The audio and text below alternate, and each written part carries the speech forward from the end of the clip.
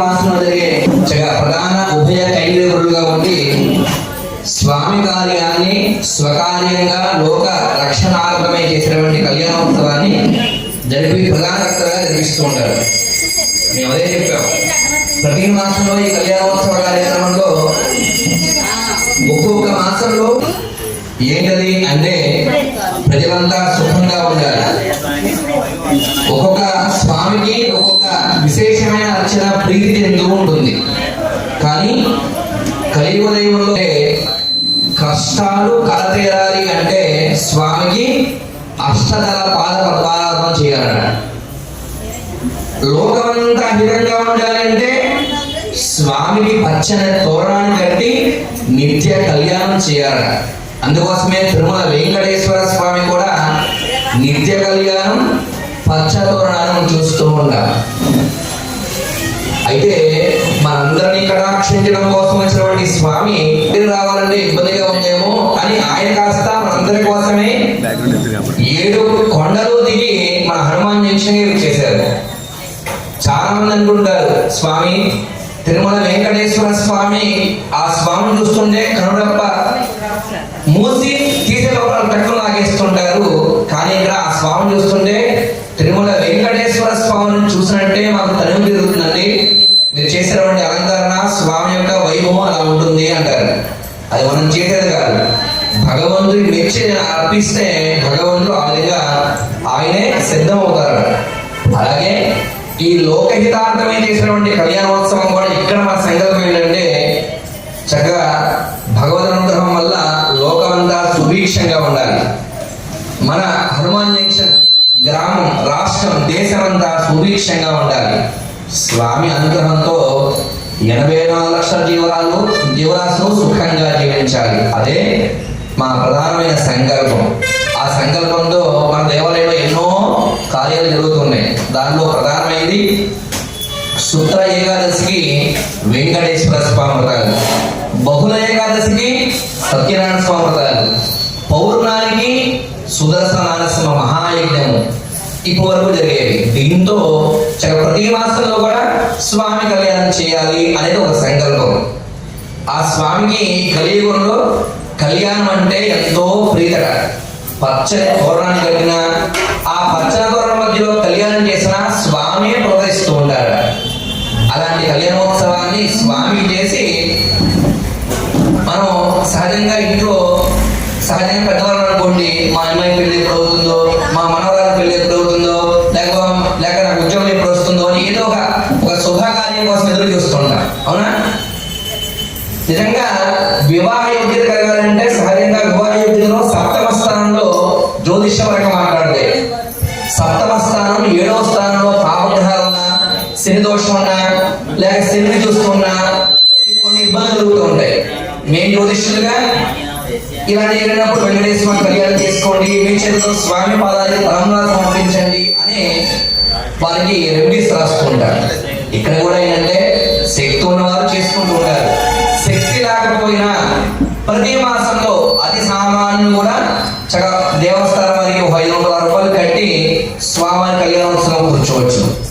మరి ఇదంతా అవ్వాలి అంటే ప్రధానకర్తగా ఒకరు ఉండాలి. చక్కగా ప్రతి మాసంలో ఒక ప్రధానకర్తగా వారే ఉండి దానికి ఏమైనా ఖర్చు ఏదైతే ఉంటుందో మాసానికి ఒకరు, అలా మొత్తం ఎన్ని మాసాలు ఉంటాయండి? ఎన్ని నెలలు? మనకి 12 నెలలు ఉంటాయి. కానీ 11 మంది కైంకర్యులే ఉంటారు ఇక్కడ. అంటే 11 మంది దాకా మాత్రమే ఉంటారు. మరి 12వ దాత ఎవరండి? స్వామి వారే. 12వ దాత స్వామి. ఎందుకని 11 మంది కైంకర్యులు ఉంటే 12వది స్వామివారి వార్షిక బ్రహ్మోత్సవంలో ఆయన కళ్యాణం ఆయనే చేసుకుంటారు అన్నమాట. అందుకోసం ఇక్కడ 11 మంది మాత్రమే ఉంటారు. ఒక్కొక్క మాసానికి ఒక్కొక్క ప్రధాన కైంకర్యులు. ఏంటంటే ఆ కైంకర్యుల విశేషం అంటే వారే స్వయంగా వారి ఇంటి దగ్గర నుంచే నూతన వస్త్రాలు, స్వామి పుష్పమాలికలు, అలాగే చక్క ప్రసాద కైంకర్యాలు, ఆ రోజు ఆ స్వామి సమర్పించే జీలకర్ర బెల్లం, మంగళ సూత్రాలు, ఈ మంగళ ప్రదాయం అన్ని కూడా వారే అవన్నీ ఏర్పాటు చేస్తారు. చక్కగా వచ్చిన ఆతిథ్యం అందరికీ కూడా భోజన ఏర్పాటు, ఇవన్నీ కూడా ఎంతైతే ఖర్చు అవుతుందో ఆ ఖర్చు అంతా కూడా ఒక ఉభయ కైంకర్యులుగా వారే ప్రధాన కర్తలుగా అండగా ఉండి జరిపిస్తూ ఉంటారు. అయితే ఈ మాసంలో నారాయణ దంపతులు కాకాని వెంకటేశ్వర వరంగల దంపతులు వారి పురస్కారాలను వేస్తూ చక్కగా ఈ కళ్యాణోత్సవం జరిపిస్తున్నారు. ఇది కాకుండా ఎవరైనా భక్తులు మేము కూడా పాల్గొంటామన్న వారు దేవస్థానం రుసుము కట్టి కూర్చుంటారు. ఇక్కడ కూర్చోమంటే కైంకర్యపరుడు ప్రధాన కర్తలేమో ఈ కళ్యాణోత్సవాన్ని వారే నిర్వహిస్తూ ఉంటారు. చక్కగా మిగతా కూర్చున్న వారు స్వామి పాదపక్షాన కన్యాదానం చేసి స్వామి అనుగ్రహాన్ని పొందుతూ ఉంటారు. ఇదే కాకుండా మనందరికీ ఎన్నో సంకల్పాలు ఉంటాయి. ఒక్కొక్క సంకల్ప నిమిత్తంగా ధనం వారైతే వారు ఉంటే కొద్దీ వారి పని పూర్తవడం కోసం ఏదో శుభకార్యాలు ఏదో కార్యక్రమం చేస్తుంటారు. కానీ ఇక్కడ అఖిలాండ కోటి బ్రహ్మాండ నాయకుడు ఆది మధ్యాంతరహితుడు పరంధాముడు అయినటువంటి మన శ్రీనివాసుడు అసలు ఆయనకి భక్తవత్సలుడు అనే పేరు. ఎందుకని భక్తుల్ని గోవింద అని పిలిస్తే కారణం భక్తవత్సలుడే కటాక్షిస్తూ ఉంటాడు. ఇక్కడ కూడా చక్కగా ప్రతి గృహం దగ్గర నుంచి ఇక్కడ ప్రధానమైన సంఘం ఇక్కడ మాది ఇదేనమాట. ఏంటంటే మనకు చుట్టుపక్కల ఈ 150 గ్రామాలకి పూర్వం నుంచి ఒక విష్ణాలయం ఉంది అంటే అది మన వెంకటేశ్వర స్వామి అని నాడు. అది చాలా పెద్దవారికి మన చుట్టుపక్కల ఉన్న భాస్కరరావు గారికో విజయలక్ష్మి గారికో ఇలాంటి పూర్వం నుంచి ఉన్న వారికి అయితే బాగా విషయం తెలుస్తుంది. పూర్వంలో గుళ్ళకి పోయింది విష్ణాలయం అంటే హనుమానించిన వెంకటేశ్వర స్వామి వారు అని ఉన్నారు. ఇప్పుడు కొత్తగా దేవాలయాలు వచ్చినాయి కానీ అయితే పూర్వం నుంచి ముక్కోడి కలిసి వచ్చిందంటే వెంకటేశ్వర స్వామి దర్శించాలని ఎక్కడెక్కడి నుంచో వచ్చి అయితే ఇక్కడ కూడా చాలా మంది మాకు చెబుతూ ఉంటారు, స్వామి మా శక్తి లేక తిరుమలకి వెళ్దాం కూడా వెళ్ళకపోయామండి, పోనీ డబ్బులు దాచుకుని అక్కడ దాకా వెళ్ళి స్వామి దర్శనం కాకుండా వచ్చేసామండి అంటూ గొడవడ ఏడుస్తూ స్వామి చూసిన వారు ఎంతో మంది ఉన్నారు.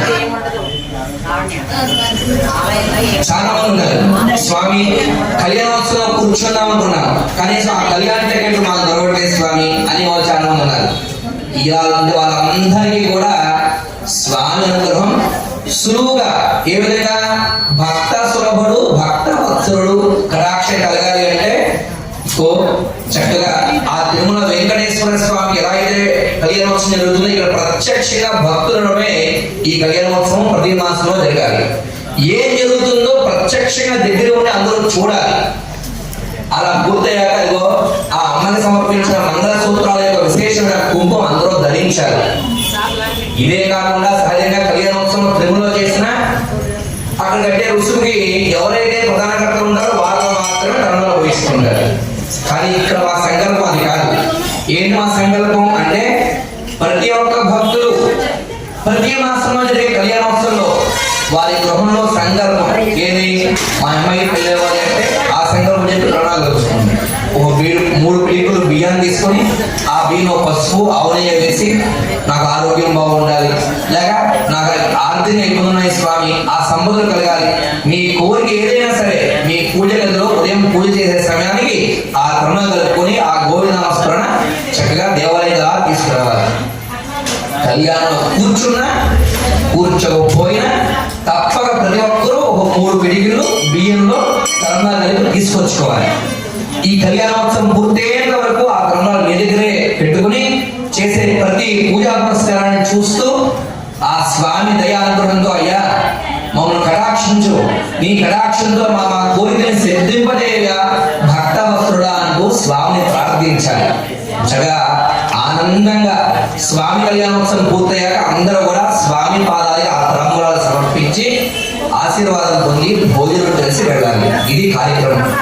ప్రతి మాసంలో ఇలా వెంకటేశ్వర స్వామి దేవరాజస్య కలియుగ వెంకటేశ్వర స్వామి దేవతా ప్రేత్యభిమానస్య మనస్సంకల్పిత ప్రకారేణ ఆచార్యః శ్రీయస్తేన దేవ్యా ద్వితీయమాస మహోత్సవ కళ్యాణ మహోత్సవే శ్రీ వేద ప్రతిష్టాపనాచార్య ఉభయ వేదాంత ప్రవక్తకాచార్య శ్రీ శ్రీ శ్రీ శ్రీమన్నారాయణ రామచంద్ర స్వామినః మంగళాశాసనపూర్వక ద్వితీయ మాస కళ్యాణ మహోత్సవాఖ్యం కర్మదృశ్య ఏదేశః లోకస్యః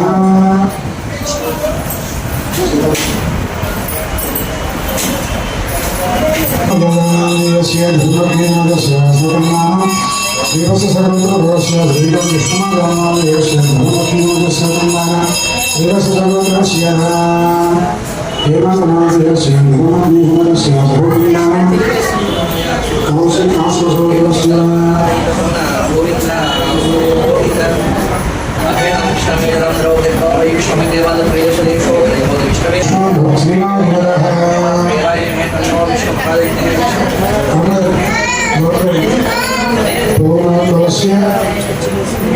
वेंकटेश्वरानामयस्य धर्मज्ञ अरुणानाम्नि कुमार्याः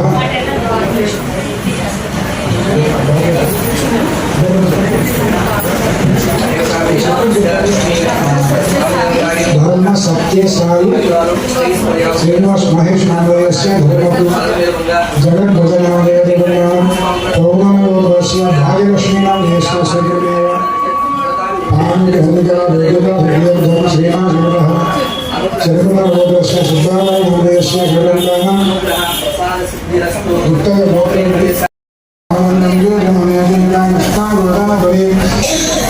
सरस्वती निर्मला सिंधु गांगे पुण्य नमो देवाय रामे नमो रमे सहस्रनामोत्तम ब्रह्मणे नमो शंकरायां दुर्गक्षयं द्वारकायं शोभदेव देवः नमोक्षिया पूजा द्रव्या संरक्ष्य अवयत्र नागुरनास्तामितमस्त्रं सर्वाभ्यां जयमुदरेकाक्षरमुदरेकाक्षरमुदरेकाक्षरः श्री विश्वक्षेत्रं सुरेन्द्रियाणि जीवोन्द्रियाणि महाकानि पालवतो चक्षुभस्मोदभुजं निष्ठं दस्मः